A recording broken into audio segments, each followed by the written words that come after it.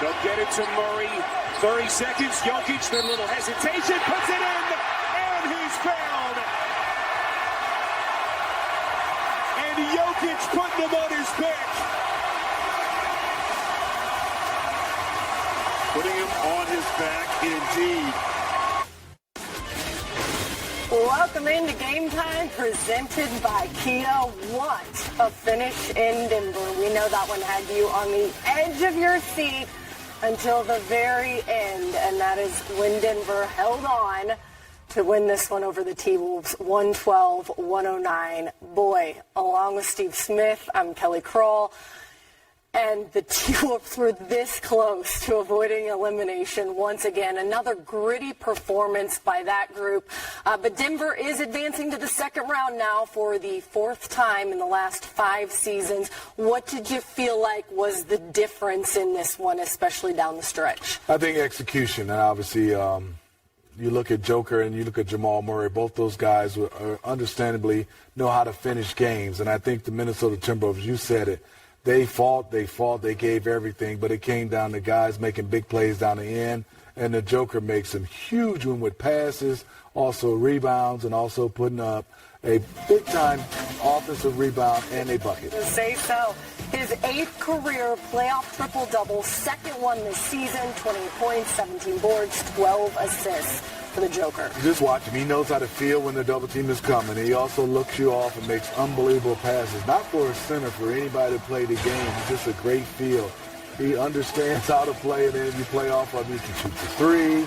He can post up. He can drive it. He's just a big YMCA. That's what I call him. Big YMCA. Could you imagine, though, really, if he just showed up to the Y one day? He plays the same way.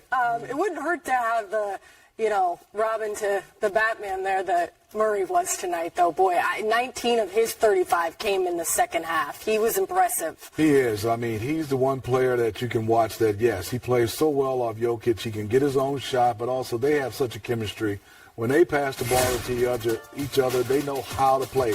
This is a beautiful pass. He's out to play, but he knows that's the Joker, so he gets right back into play. Jokic looks off. Everybody gives Jamal Murray an easy 2. Next play down here, this is the patented baseline fadeaway from Jamal Murray against smaller guards, and he makes that one look easy. Then the last one, this is just guys knowing how to make big plays. As you can see, probing, Austin Rivers goes to dig down. Well, the next guy has to hurry up and rotate to Jamal Murray early. He didn't. And then this is a play where we got a chance to see a lot of bubble Jamal Murray. This is just one-on-one, me versus you. Okay, hard dribble, step back, cash. And I give the bench a little bit of conversation before I leave. 7th career playoff game for him with 35 or more points. And we're talking a lot about the offense, but I also want to flip you for a second to the defensive side of the ball when it comes to the Nuggets. And Mike Malone had even said, we heard Stephanie's report, he was going to start to double Anthony Edwards. And in that fourth quarter, whether or not you just saw a guy who had given everything he had for the last 2 games, or you saw a difference in the fact that he didn't have as many options when he saw 2 guys coming his way. Well, not a lot of options, and they made sure they put 2 to the ball, and we did a good job as a young guy, not getting frustrated and getting off of it. But Mike Malone told Stephanie Reddy, we're going to send 2. We're going to get the basketball out of his hands. Timberwolves did a decent job of making sure they stayed in the game, but they needed Anthony Edwards, who can make plays. Karl Anthony Towns played well, but I guess Michael Malone was saying, hey, he's not going to beat us, and that's a great strategy. I'm going to make sure somebody else and make him work extremely hard, and they did that. Still a close game, but I thought that was the right strategy from Coach Malone. Yeah, 29 points for Anthony Edwards, who'd had 30 in his last 3. He's one off, don't get me wrong. But just in general, where do you make what they were able to do tonight and now go into the postseason, or I should say the offseason, thinking about who they are as a group?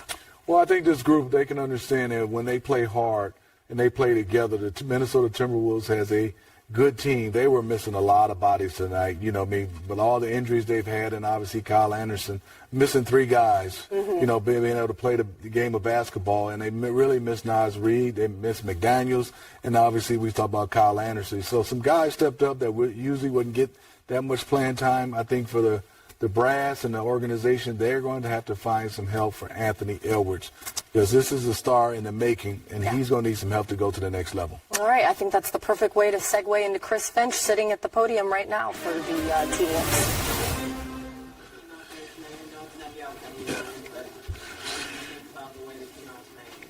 Well, first of all, all credit to Denver. That's a really, really good team. They are super in sync with each other and made all the big plays and all the small plays, and so all credit to them. We started with the right intent and mindset, purpose. I really liked, obviously, we're really moving the ball, getting a lot of good looks. Ant was aggressive. Did exactly everything we talked about. Had a bit of some turnovers, I think, in the second, and, kind of got loose in transition on us. Tightened up the game. And then, we down the stretch, obviously, you just saw it. It was a back and forth affair. We responded well, but they just, kicked our ass on the offensive glass. That was kind of the story of the game, and they got a couple big ones right in the guts when it mattered, that was kind of it. So. Chris was the one that Gordon got that kicked out to Porter. Was that kind of one of the? Yeah, that one, yeah, for sure. Yeah, that one. And I think there was one even like with a minute and a half or something like that too. We forced a miss and Gordon gets it again. So. Rudy had a productive game, but do you need just him to make one or two more plays there in those moments? Yeah, sure. We got to come up with the rebound there, but it's not just him. We got to get bodies on the other, kind of running in free from the perimeter, and it's a little bit of a we haven't been great on the glass all year, and it shows up when it matters most sometimes. So.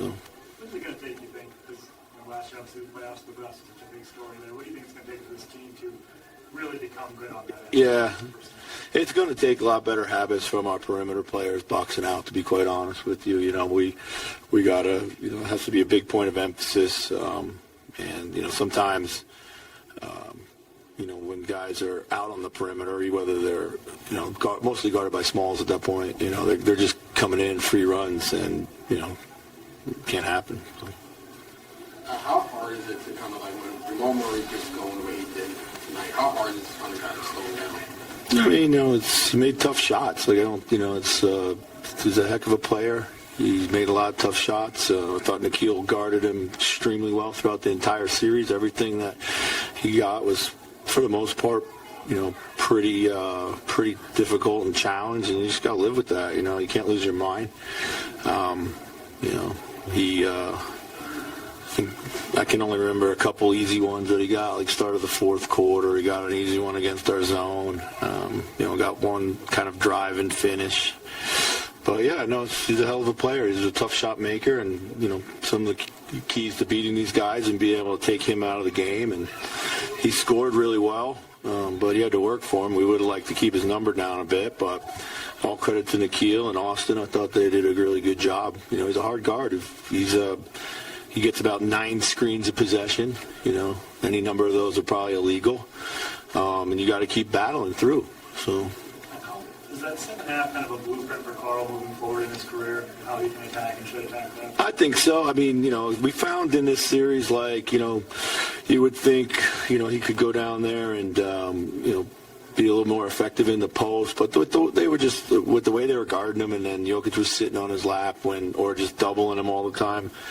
We put him in space and he attacked closeouts, and I thought he did a really good job of playing simple and strong on his drives, playing through the contact and finishing really well. So it was good to see, for sure. How about him defensively? Yeah. I thought, for the last couple of games, for sure, I thought he really played well on Jokic. The one thing I could have done, and I think it kind of kicked myself. We had a feeling they were going to post Jokic out of that timeout. We were thinking about switching the matchup to put Rudy on him, and Cat ended up fouling him. But Cat had guarded him so well, I just wanted to, keep him in that rhythm of guarding him there. But looking back, I could have switched that matchup maybe. But nonetheless, he really battled him. I thought it was actually a key for, the turning around a bit of the momentum in the last couple games.